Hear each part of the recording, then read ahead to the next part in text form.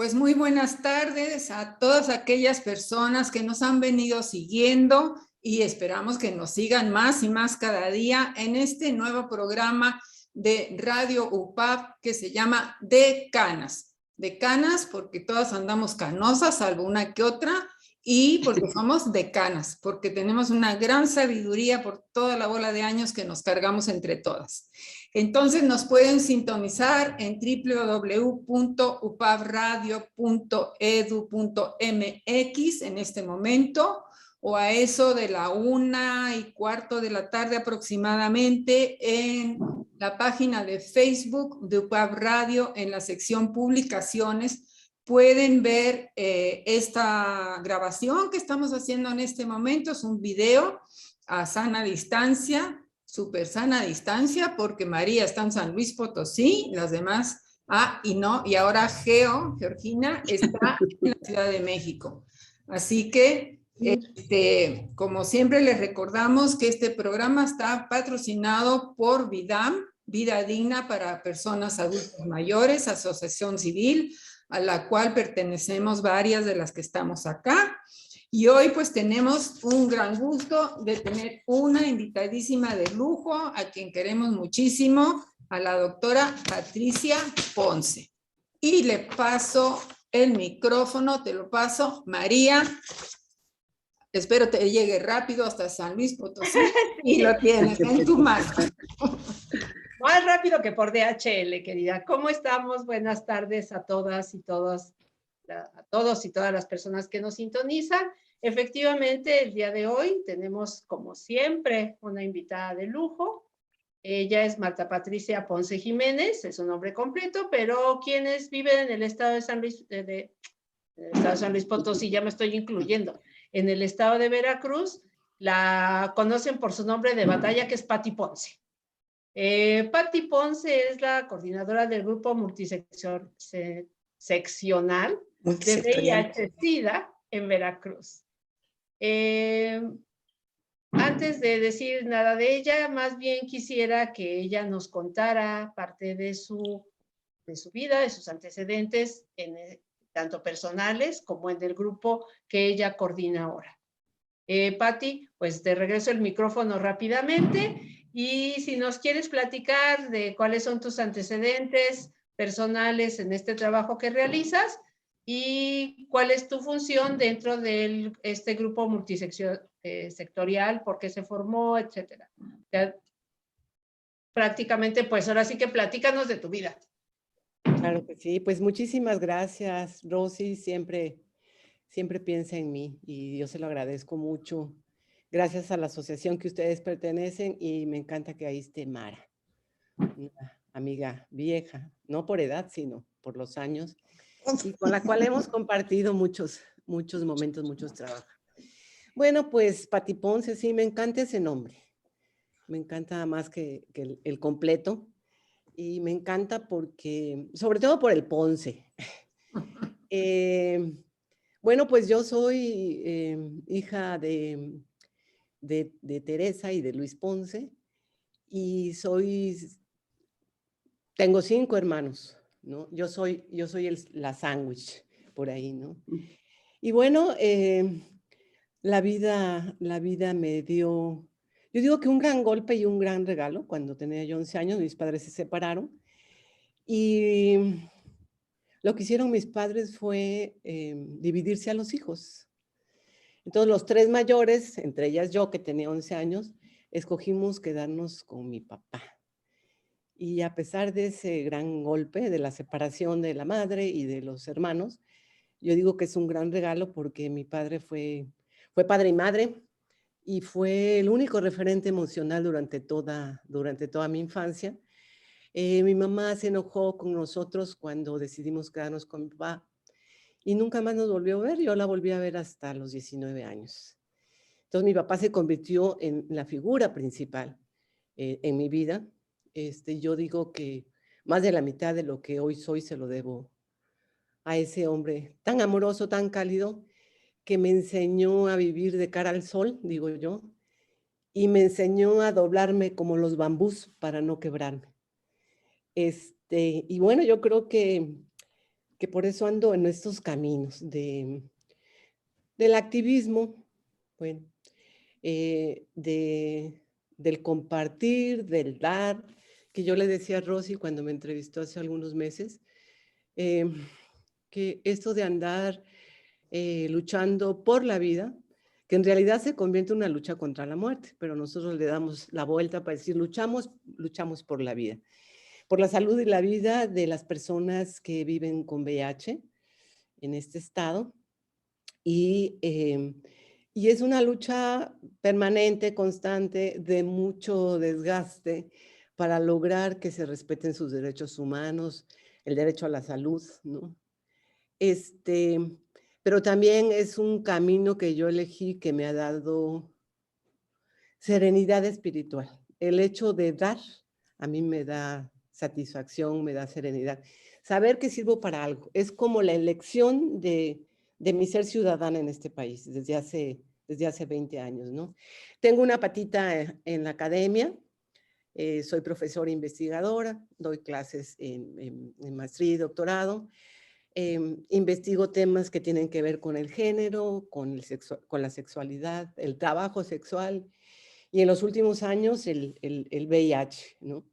Y es un pilar en mi vida importante que también me da satisfacción, pero sin lugar a dudas, si tuviera que elegir, yo me quedaría con la otra patita, con la del activismo, porque personalmente me da más satisfacción esta labor de aprender a ser bondadosa, aprender a ser menos soberbia y aprender a dar.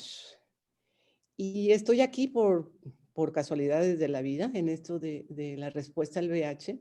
En realidad, yo digo que yo nunca busqué al VIH, el VIH llegó a mi vida. No porque tenga yo VIH, si lo tuviera lo diría. No porque tenga ningún familiar hasta ahora con VIH, sino porque me buscaron para formar un grupo semilla hace 20 años en el estado de Veracruz y requerían de una académica que pudiese investigar. Y ahí es donde yo me metí. Yo les dije que yo tenía mucho trabajo y que yo estaría unos 3 meses, después le dije que 6. Se conformó el grupo después de un año y cada año yo decía, ahora sí ya me voy, y nunca me fui. Y creo que nunca me voy a ir.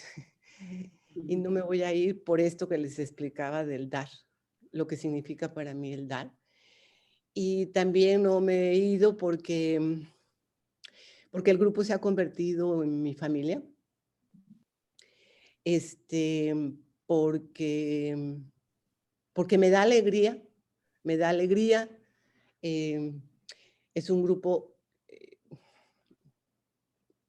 que es unido, que somos solidarios, que nos hemos convertido en esta familia que les platico y que hacemos nuestras posadas, nuestras pastorelas. Yo soy el diablo, no podría ser la Virgen María, ¿verdad? No podría ser la Virgen María. Y entonces nos da sentido de pertenencia, nos da sentido de vida. Y no me he ido también porque dentro del grupo hay muchas personas viviendo con VIH y ellos son un ejemplo de vida para mí, ¿no? Yo a veces me siento cansada por las canas, por los años que tengo encima, por el desgaste, porque hay desgaste emocional, porque se van muriendo compañeros y porque estar exigiendo a los servidores públicos que cumplan con su responsabilidad es una tarea de mucho desgaste. Yo a veces digo, bueno, cuando la gente se organiza por meter el agua a su colonia, se organiza, obtiene el agua, se acabó, ya. A lo mejor después se organizan por el voto o por la luz o por la seguridad, pero aquí es permanentemente luchar, luchar y luchar por este reconocimiento del respeto a los derechos humanos, a la salud y a la vida. Sin embargo, cuando me siento cansada, que sí me canso, tal vez cada vez más, o me desanimo o me entra la desesperanza, yo veo a mis compañeros que tienen VIH, que están en el grupo, y que no se cansan, o si se cansan, siguen porque está de por medio su vida, porque son el sostén de otras personas viviendo con VIH, porque van a los hospitales, porque los atienden, porque si se mueren, juntan para el cajón, porque están en los velorios, porque dan pláticas, porque practican pruebas de detección oportuna y me da pereza pensar que ellos siguen y que yo los voy a abandonar, que me voy a bajar de este barco. Y también porque me he dado cuenta que mi cartera, yo he puesto mi servicio, al servicio de la respuesta al VIH, mi cartera académica.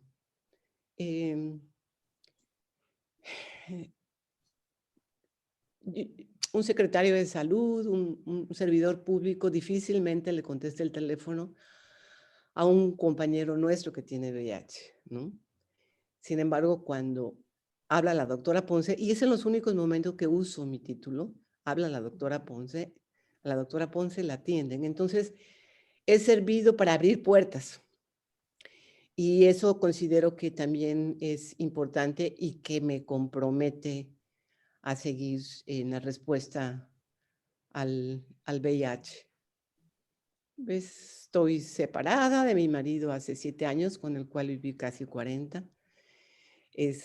Tengo una hija de 38 años y una nieta de 4, y que se ha convertido en, yo digo que ella es un rayito de luz en mi vida. No es mi vida, yo tengo mi propia vida, pero sí es un rayito de luz en mi vida. Pues más o menos por ahí va Pati Ponce. Esa es Pati Ponce. Bueno, me gusta caminar, nado hace más de 20 años. A veces me gusta flojonear un rato en mi cama también. Me gusta tener amigas y amigos. Creo que son, en los últimos años de mi vida sobre todo, es muy importante saberse querida, apapachada, querer y apapachar. Y pues eso soy. Leo muchas novelas de amor. A pesar de los pesares, sigo creyendo. Pues esa soy. Tu micrófono, María. Perdón, sí. ¿Cómo es que se conforma este grupo multisectorial? ¿Quiénes lo conforman? ¿Y cuál es la misión de este grupo? Claro que sí. Este grupo se conformó, este año creo que cumplimos 20 años.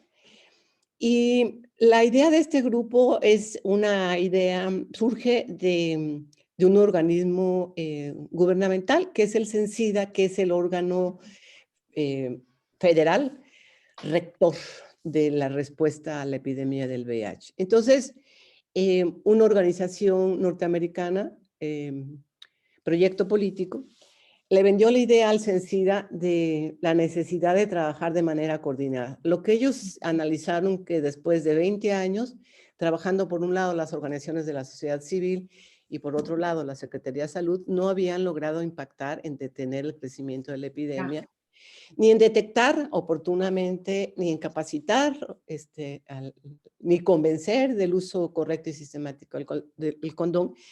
Y entonces tuvieron la idea de decir, bueno, vamos a conformar un grupo multisectorial, que en su momento estuvo conformado por la propia Secretaría de Salud, por jefes jurisdiccionales, por la responsable del programa estatal de VIH en el estado, es la Universidad Veracruzana, personas viviendo con VIH y organizaciones de la sociedad civil. Con el tiempo, esta conformación se ha ido modificando, periodistas también.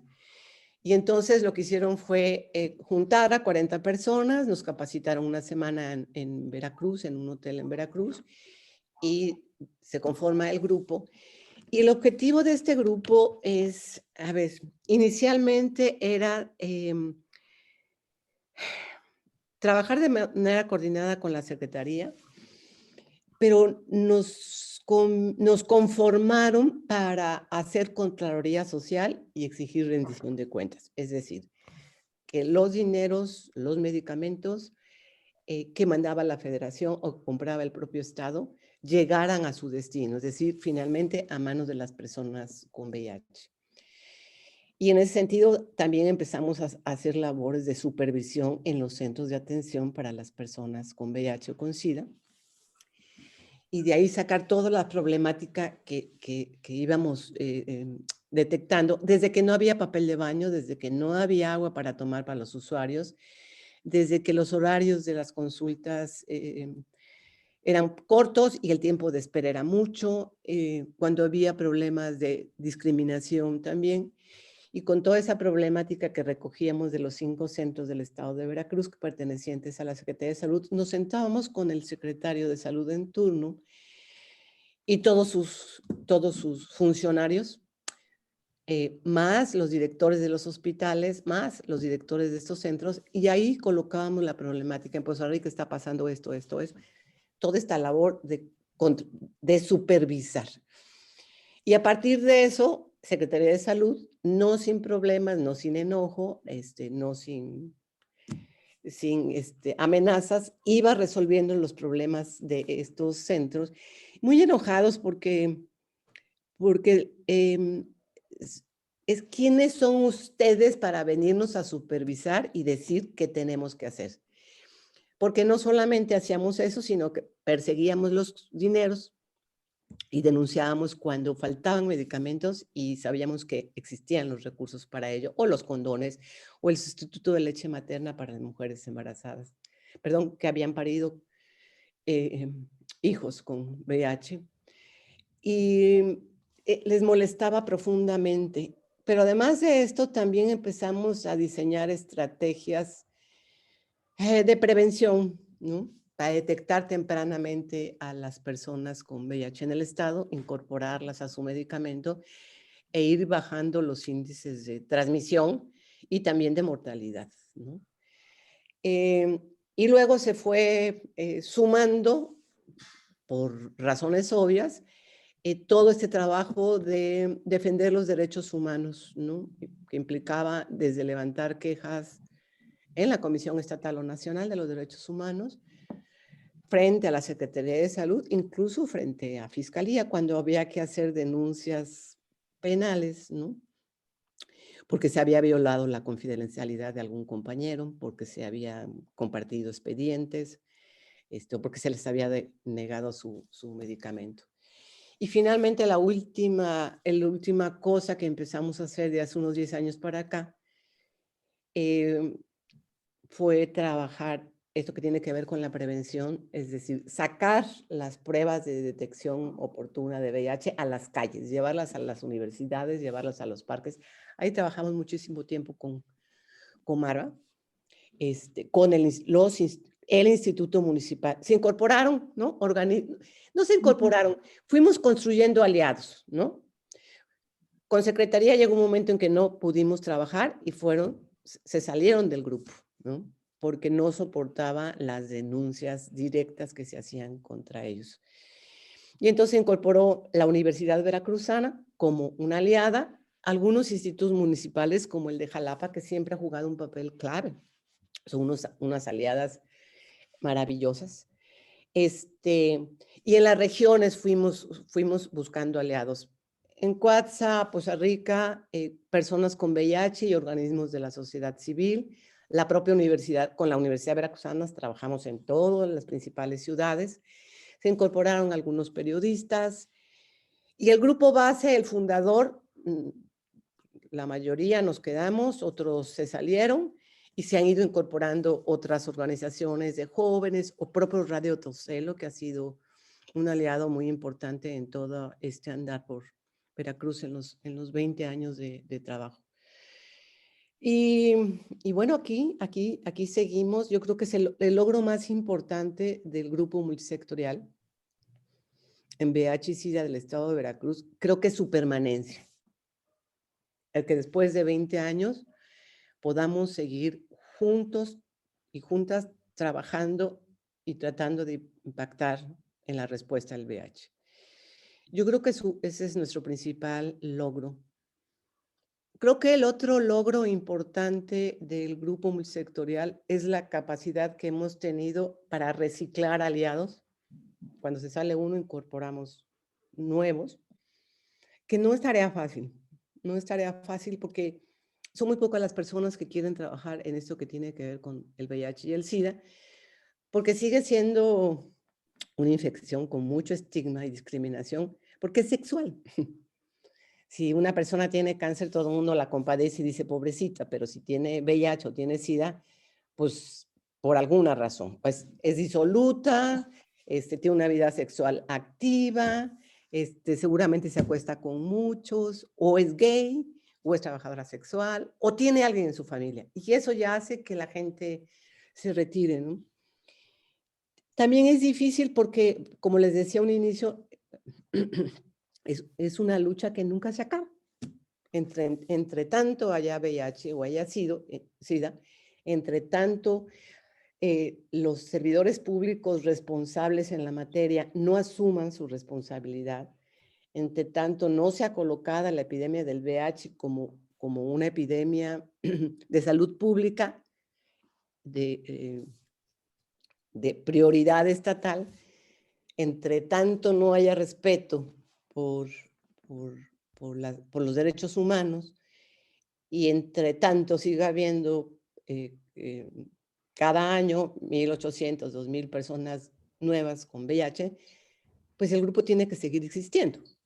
Entonces, entre el estigma, la discriminación y lo largo, lo permanente, lo desgastante, no es fácil que las personas, las organizaciones, gubernamentales o no gubernamentales, se mantengan, ¿no?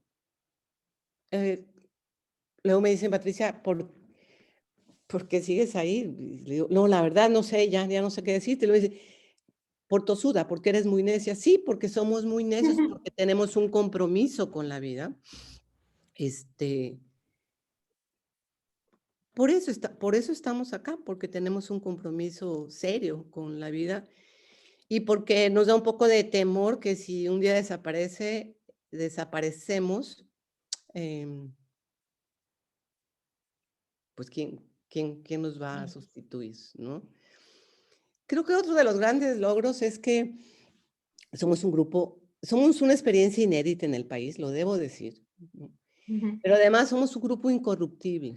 Las autoridades, los diferentes secretarios de salud con los que nos hemos sentado, con los que hemos debatido, con los que nos hemos peleado, con los que nos hemos gritado, pueden decir muchas cosas, ¿no? Que somos groseros, que alzamos la voz, que golpeteamos en la mesa, lo que quieran, pero jamás a ningún miembro del grupo lo pueden acusar de corrupción. Y yo creo que eso, conjuntamente con el hecho de que trabajamos con las personas directamente afectadas y con sus familias, que no les cobramos un quinto, que trabajamos de manera voluntaria, que tenemos un teléfono abierto, a veces hasta las 12 de la noche para que cualquier persona que tiene un problema, que se quiere suicidar, porque le acaban de decir que tiene VIH, ahí estamos, ¿no? Yo creo que ese es otro gran logro del grupo y que nos ha permitido otro gran logro, desde mi punto de vista, que tenemos una capacidad de convocatoria en la prensa impresionante. Tenemos presencia. La prensa está con nosotras y con nosotros. La prensa cree en nosotras y en nosotros, porque cuando nosotros denunciamos un hecho es porque tenemos las pruebas. No es que queremos salir y aventar un periodicazo, como se decía antes vulgarmente, o echarle basura a algún servidor público, no. Porque tenemos cifras y datos, porque hacemos investigación, porque tenemos la información de primera mano que es de las personas que se atienden en las clínicas que dicen, está pasando esto. Entonces, esa vinculación con las personas afectadas y sus familias también nos permite poder denunciar con pruebas, ¿no? Nunca jamás hemos dicho una mentira a la prensa, jamás, ¿no? Jamás hemos tenido una acción escandalosa de página roja, ¿no? Y yo creo que eso también nos ha permitido recibir el reconocimiento y el apoyo de una parte, a lo mejor muy pequeñita, de la sociedad veracruzana.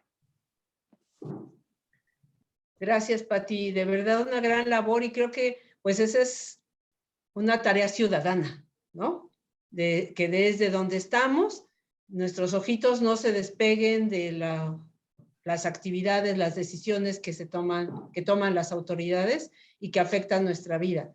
Y que es desde ahí, desde donde podemos influir e incidir en lo que está pasando, ¿no? Me parece de verdad muy notable, y 20 años, digo, 2 décadas, no es nada fácil. Oye, ahorita que estabas presentándote y después en lo que mencionaste sobre la discriminación, a mí me queda una duda, Pati, o bueno, algo que te quisiera preguntar. ¿Qué pasa cuál es la relación entre género y VIH-Sida? ¿Qué está sucediendo ahí? Porque pues pareciera que todos vamos en el mismo costal, sin embargo, pues me parece que no es así. Seguramente tú tienes mucha mayor información para aclarar este punto. Claro que sí, es una pregunta muy importante. Mire, al inicio de la epidemia y pandemia a nivel mundial, esa es una cifra que a mí me gusta mencionar siempre porque me parece muy representativa, ¿no? Por cada 20 hombres con VIH había una mujer. Y se ha ido cerrando la brecha de tal manera que hoy, por ejemplo, en el estado de Veracruz, por 2 hombres hay una mujer, ¿sí? Entonces, y eso sucede a nivel mundial, pero bueno, hablo de lo que conozco un poco más, que es Veracruz. A nivel nacional es 4-1, 3-1, pero el estado donde se cierra más la brecha entre hombres y mujeres es en Veracruz. Esto nos habla de que aproximadamente de hace unos 10 años para acá, el VIH se ha ido, la epidemia del VIH se ha ido transformando de ser una epidemia urbana fundamentalmente, ubicada en trabajadoras sexuales, usuarios de drogas intravenosas y homosexuales. Hoy no queda muy poco de esa conformación. Depende del estado y del país, ¿no? No es lo mismo hablar de Tijuana, donde tenemos un alto consumo de drogas inyectables y entonces ahí la prevalencia entre ese sector de la población crece, lo que no sucede en Veracruz. No digo que no haya, pero no con esa proporción. Entonces, hoy tenemos una epidemia que cada vez se feminiza más. Por ejemplo, el estado de Veracruz es el estado que más mujeres con VIH y con SIDA aporta al contexto nacional. Hay más mujeres con VIH aquí que en Chiapas, que en Zacatecas. Bueno, y eso tiene que ver con esos focos rojos, ¿no? Entonces, es una epidemia que se feminiza, que se ruraliza, cada vez es más rural, tanto que hoy podríamos decir que no hay comunidad indígena donde no haya VIH y SIDA. En Veracruz, en México y en todo el país, pues, ¿no? Y en otros países en Latinoamérica, ¿no? Es una epidemia que se ha ido introduciendo silenciosamente por muchas razones y una de las principales es la migración, ¿no? Sobre todo la migración de hombres solos que van a trabajar, por ejemplo, de Oaxaca, que van a trabajar a Cancún, a Playa del Carmen, como albañiles, de Chiapas, Oaxaca y Veracruz, y fuera de sus comunidades de origen, estoy poniendo un caso de los hombres, pero también se da en las mujeres, las relaciones el control comunitario, la falta de control comunitario, que no es que esté de acuerdo con él para nada, hace que se relajen y se modifiquen las prácticas sexuales. De tal manera que llegan europeos o norteamericanos a las grandes construcciones de Cancún, donde están los indígenas chiapanecos, por poner un ejemplo, o oaxaqueños o veracruzanos, y les gustan esos cuerpos torneados por el trabajo, ¿no? Lo exótico. Y entonces les proponen tener relaciones sexuales con hombres o con sus esposas o hacer tríos. Esto no está ni bien ni mal, simplemente se da. Y entonces, ¿qué sucede? Que estas personas no tienen incorporado el uso del condón a sus vidas o se les paga el doble, adquieren el VIH, trabajan 3-6 meses en estos puntos y regresan a sus comunidades y ellos son los transmisores del VIH a sus familias, a sus mujeres que se enteran ya cuando el hombre está en etapa de SIDA. ¿Sí? Ella posiblemente ya tuvo un hijo con VIH, el marido a lo mejor se muere y ella sobrevivió gracias a los medicamentos. Es un ejemplo de cómo se introduce. No quiere decir que solamente los hombres, ¿eh? ¿No? Las mujeres que salen de comunidades de los Altos de Chiapas a estudiar a San Cristóbal, pues se enamoran de los extranjeros güeros de ojos azules o empiezan a tener vida sexual activa que no tenían en la propia comunidad, pero sí en el uso del condón y bueno, van adquiriendo. ¿Por qué esta feminización de la epidemia? Pues yo diría que tiene que ver precisamente con cuestiones de género, ¿sí? Cómo se nos educa a los hombres y a las mujeres. Pero ahí hay un punto clave que tiene que ver cómo se nos enseña a amar y a sexuar a las mujeres y a los hombres, pero bueno, vamos a hablar de las mujeres. Y entonces, bueno, a ti te educan para que llegues virgen al matrimonio, para que sea tu esposo, tu pareja, el que te enseña a sexuar. Digo, como si los hombres supieran sexuar tanto, ¿no? Tienen un desconocimiento profundo del cuerpo femenino. Nosotras también, pero los hombres también, ¿no? Bueno. Pero bueno, tú calladita, en silencio, sin moverte, sin hacer mucho ruido, sin empujar. Y la sexualidad está acotada a la reproducción, básicamente, ¿sí? Posición del misionero, él arriba y yo abajo. Y dirán, pero eso existe, uy, más de lo que imaginamos. Así se sigue educando. La sexualidad no es placer. O sea, la sexualidad en nuestro país sigue siendo tabú y está asociada a lo feo, a lo sucio y a lo malo. Siempre es culpable hasta que no se demuestra lo contrario. Y más en el caso de nuestra sexualidad. Bueno. Y entonces, bueno, ¿qué sucede? Que yo, con profundo desconocimiento de mi cuerpo, de mis derechos, pongo mi salud y mi vida en manos de mi pareja. Porque él me va a cuidar, porque es el hombre y porque él sabe de esas cosas, insisto, aunque no sepa absolutamente nada, ¿sí? Bueno, y entonces le vamos agregando elementos. ¿Qué significa? A ver, primero, dicen, no, en México no hay educación sexual. No, sí, en las casas sí hay, porque se educa con el silencio y con el ejemplo. No se sienta nuestro padre, nuestra madre a decir, de aquí está la vulva, no, pero déjese ahí, cochina, cierre las piernas. Y cuidado y me sales panzona porque tu papá me mata. Y que te agarre de la cintura para arriba. Todos los mensajes sueltos y totalmente descontextuados. ¿Sí? Bueno, ¿qué sucede? Que llego a los 13, 14, 15, 16 o 18 años y voy a iniciar mi vida sexual como sin permiso de mi papá, ni de la iglesia, ni de la Virgen María, voy a sexuar, porque me gana el gusto, por curiosidad, porque me presiona el novio, por lo que sea. Ah, pero yo no voy a traer un condón en la bolsa. ¿Qué significa que una mujer joven o vieja traigamos un condón en la bolsa? Que vas a ejercer tu sexualidad. Estás previniendo que si vas a un disco, vas a una fiesta o te sale un enamorado, puedas, o no, un gusto, puedas sexual. Y prevenir está malo. Los condones son para las otras, las que están en la calle. ¿Yo cómo le voy a exigir a mi esposo un condón? Si yo no salgo de mi casa, sí, tú no sales, pero él sí sale. Y después de la puerta no, porque exigir el condón en el noviazgo, en el amaciato y en el matrimonio es poner en duda la fidelidad. Entonces mejor me hago como que no sé, como que no me entero. Bueno,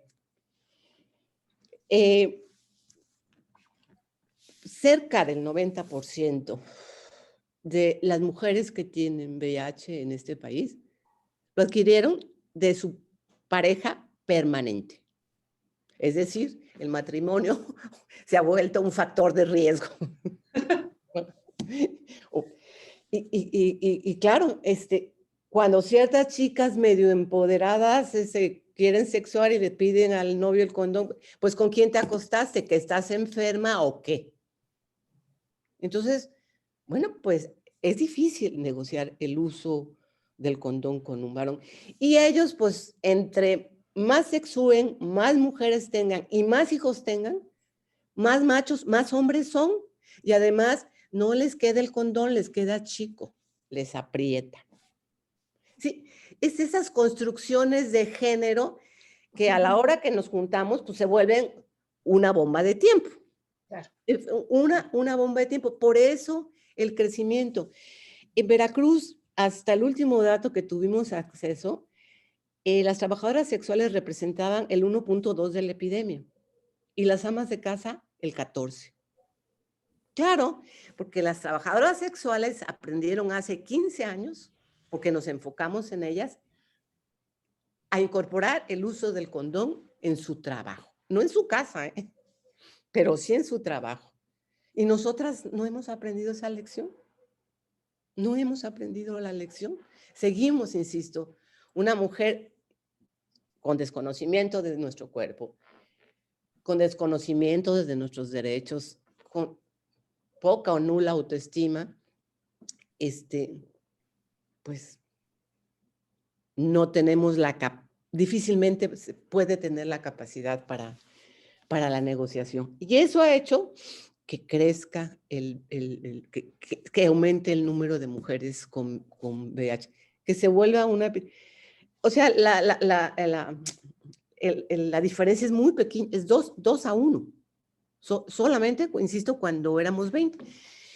Entonces, sin lugar a dudas, tiene que ver con esto que se llama la educación sexogenérica, sin duda alguna, ¿no? Yo prefiero, y las he escuchado a las jóvenes, es que mira, si yo ando sexuando, mi mamá me va a encontrar la pastilla, el condón, va a haber un escándalo. En cambio, sexúo así, ¿qué puede pasar? Que me embarace. Y en ese momento, ¿sí? La maternidad la va a redimir y la va a colocar en el altar junto a su suegra, a su madre y a la Virgen. Ay, salió panzona, pero ay, qué lindo su hijito y la mamá y ta. En cambio, si tú andas sexuando, protegiéndote, no, pues eres piruja, eres la zorra. Entonces, ¿qué quieres ser? ¿La zorrita del pueblo? ¿La pirujita? ¿Sí? La que tiene experiencia sexual y que nadie se va a casar contigo. Pues sí, como el borras y total, si me embarazo, pues total lo tengo y total, al final se olvida. ¿Sí? La maternidad redime. La putería no se redime. Entonces, si yo vivo en un pueblo y o en la ciudad, o sea, estoy hablando también de estudiantes de antropología, del último semestre, no estoy hablando de la chica que viene a trabajar a mi casa, que vive en Jico, o de la indígena que ahí es parejo, el pensamiento la educación es muy similar. ¿Que ha habido cambios? Sí, en pequeños sectores, muy pequeñitos sectores. Pero esta concepción en torno al ejercicio de la sexualidad, sobre todo femenina, impacta directamente en la adquisición del VIH. Muchísimas gracias, Patti. Te podría seguir preguntando mucho, pero quiero darles la voz a algunas de mis compañeras que seguramente deben de tener muchas dudas. Entonces, la siguiente pregunta, ¿por parte de quién? No sé. Bueno, ¿te anima? ¿Marva? sí, te pregunto yo de una vez, Patti, para hacer rápidamente. Con todo esto que nos has comentado y con la realidad que se vive en nuestro estado y en nuestro país, Jalapa principalmente, el contagio de VIH es muy alto en mujeres, la presencia del VIH es muy alto en mujeres, igual ahora casi comparable con el de los hombres. Y el promedio de vida de una persona que se enferma de VIH con tratamientos puede ser largo. ¿Qué es lo que pasa en un momento dado cuando llegan a ser adultos mayores y adultas mayores? ¿Qué es lo que pasa tanto con la discriminación? Porque ahí llevan 3 o 4, ¿no? El ser adulta mayor, el ser mujer y el tener VIH, por ejemplo. Y si es de alguna etnia o de una economía baja, ya son 5 las que llevan encima, tanto para hombres como para mujeres. Algunos en hombres no se nota, pero más o menos, ¿cuál es la experiencia y qué podrías plantearnos sobre esto, Patti? Claro que sí. Afortunadamente, yo siempre digo que donde no hemos avanzado es en el terreno o muy poquito en el terreno social, por lo que les decía, pero además porque seguimos discriminando. Y la discriminación desalienta a las personas a hacerse pruebas y a incorporarse un tratamiento. ¿Para qué si me van a correr de la casa? ¿Para qué si me van a correr del trabajo? ¿Para qué si me van a correr de la universidad? ¿Para qué si no me voy a poder casar? ¿Para qué si no voy a poder tener hijos? Todo, o sea, todo es un conjunto de discriminaciones. Donde sí se ha avanzado la ciencia es en términos de los medicamentos, de tal manera que al inicio de la epidemia, 83, de 1983 a 2009 no hubo medicamentos. Por eso la gran mortandad. Por eso se murieron y se murieron. O sea, es espantoso, tremendo, doloroso ver la cantidad de personas que se han muerto por COVID. Pero por VIH, por SIDA, se han muerto 70 millones, en ninguna guerra. ¿Mm? Bueno, afortunadamente, del 94 para acá hay medicamentos. La gente empezó tomándose 30 pastillas, hoy la gente toma un medicamento. Y entonces la expectativa de vida es como la de cualquiera de nosotros. Claro. La calidad, debo decirlo, se requieren muchos elementos para tener calidad de vida viviendo con VIH, porque el medicamento, aunque cada vez son mejores, no estamos tomando una Halls de miel. ¿Sí? Si no te afecta el hígado, te afecta el riñón, tienes que tener una vida saludable, es decir, una dieta balanceada. Los pobres no pueden tenerla, ¿no? Hacer ejercicio, los pobres no pueden hacer ejercicio, no tienen incorporado. La detección temprana es muy importante, es lo mismo que te detectes a los 1, 5 o 10 que a los 20 años de estar viviendo. Por eso tenemos una alta mortalidad en el estado, porque la gente se detecta, muchas veces llega a morirse al hospital ya en una etapa de SIDA, ¿no?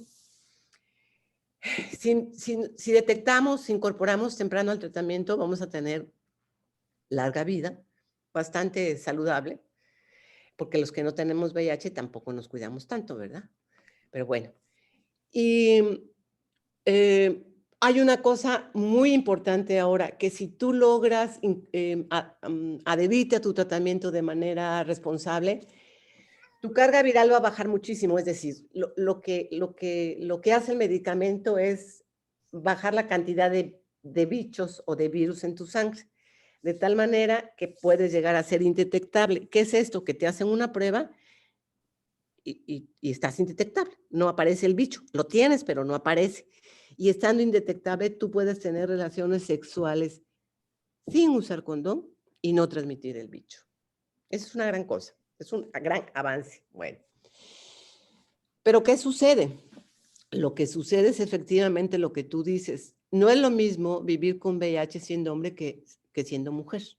Por lo que ya dije, pero además, porque si tú tienes VIH, es transmisión de tu pareja, tienes que cuidar a tu pareja y se murió tu pareja, tienes que guardarle el secreto. Así hacen, ¿eh? Guardan el secreto. Tienes que trabajar, que no, antes no lo hacías, y tienes que mantener a los hijos. Y si tienes un hijo con VIH, o sea, ¿a qué horas tengo tiempo para cuidar mi salud? Muchas veces hay que viajar 5 horas y no hay dinero más que para uno. Pues se manda al marido o se manda a la hija y yo me quedo sin el medicamento, ¿no? Entonces es el estigma de ser mujer, con VIH y que además se lo transmitiste a tu hija. No, pues estamos fregadas, ¿no? ¿Quién sabe dónde lo adquiriste? Porque el marido no va a asumir que fue él. Entonces, ¿quién sabe dónde lo adquiriste? Después se lo transmites a tu hijo. Posiblemente te acusen de que se lo transmitiste a su esposo, ¿no? Si estás sola y tienes VIH, pues te van a cuestionar porque está vieja y tiene vida sexual. Ah, no, resulta que no tengo derecho, que necesito ponerme a tejer chambritas, ¿no? Y lo que ha sucedido con este sector de la población, mujeres, es que mueren muy jóvenes, precisamente por todos estos elementos que te estoy platicando. Y la suegra se le va encima, la familia le quita el habla, los hijos se enojan porque no me dijiste que mi papá tenía VIH y ya se murió, y ahora tengo... Las mujeres con VIH en este país que yo conozco, para poder seguir adelante, seguir luchando, seguir viviendo y salir adelante, son aquellas que se organizan en pares, organizaciones de mujeres o de hombres y mujeres viviendo con VIH, que se convierte en su familia y en su sostén, porque afuera no lo van a recibir nunca, man. Nunca, siempre van a estar en el ojo del huracán.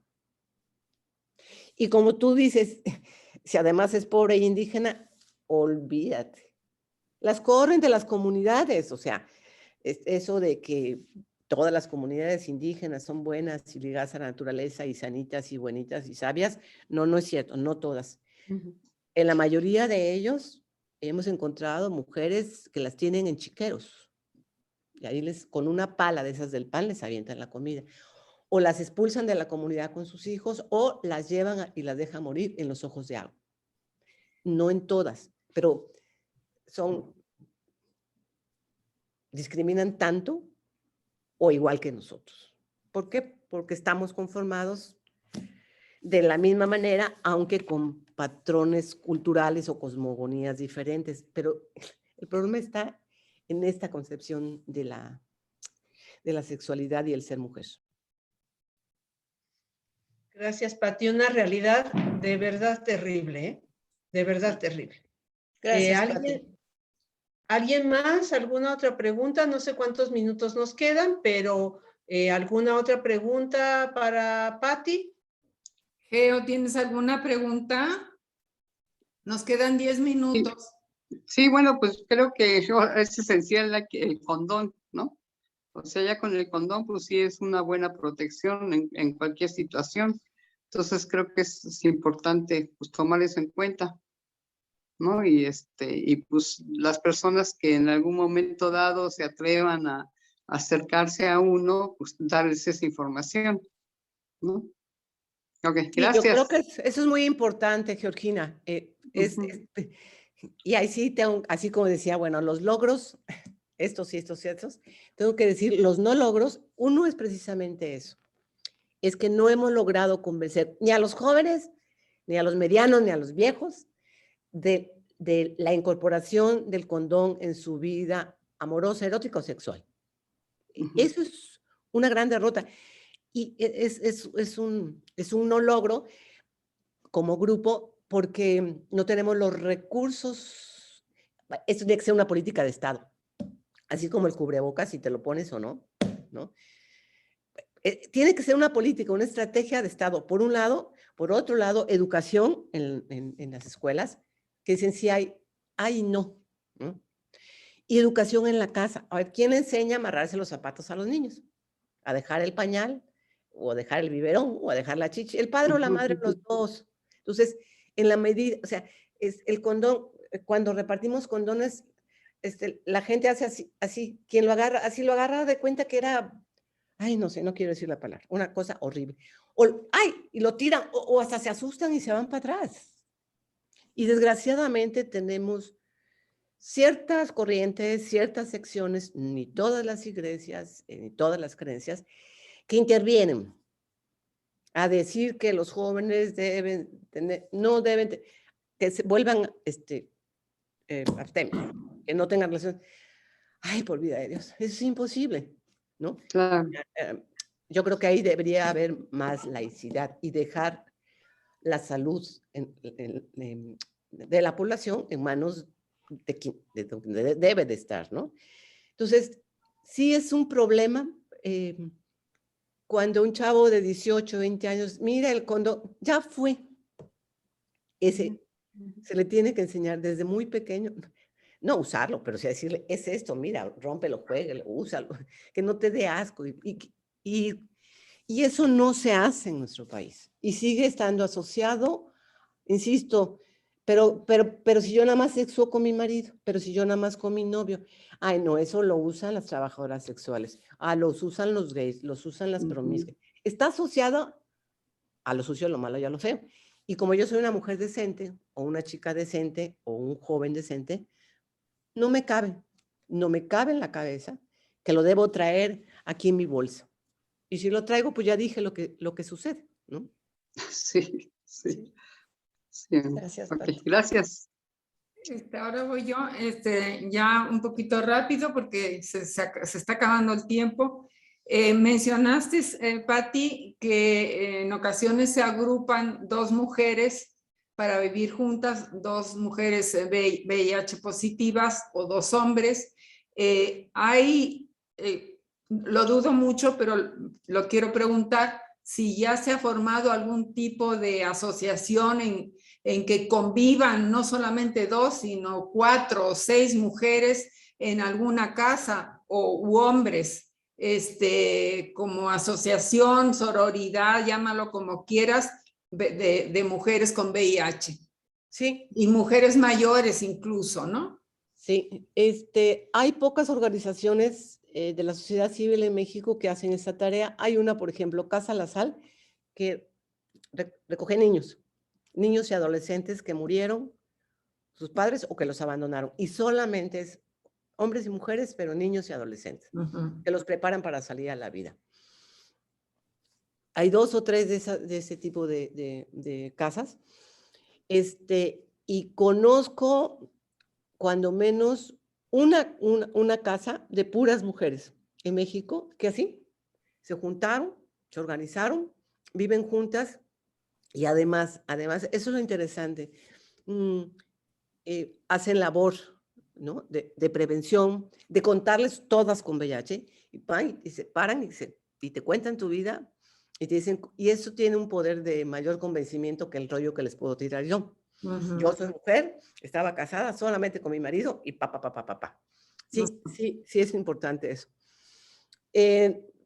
Las mujeres que yo conozco que viven juntas, que tienen esta organización, que ahorita se me fue el nombre, discúlpenme, la mayor debe tener 50 años, ¿no? Entre 40 y 60 años aproximadamente, Rosy. Es la única experiencia que conozco y que es muy fructífera.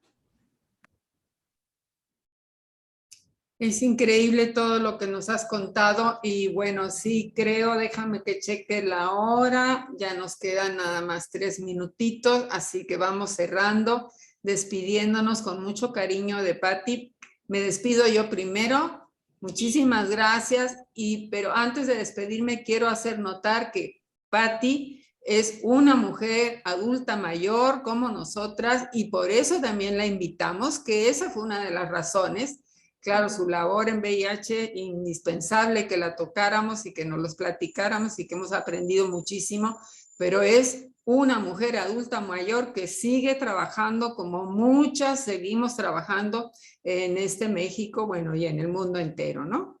Así que muchas gracias y bueno, y como siempre, doy mi teléfono para que me manden un mensaje, un WhatsApp, por si quieren contactar a Patti, o si tienen alguna duda o alguna referencia o alguna idea que quieren que toquemos algún tema en el programa, es el 2281 14 72 20. Me mandan mensaje porque si me llaman no contesto si no lo tengo registrado.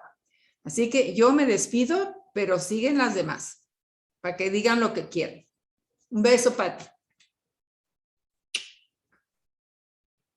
Patti, pues muchas gracias, de verdad, muy interesante y pues muchas gracias por todo lo que haces.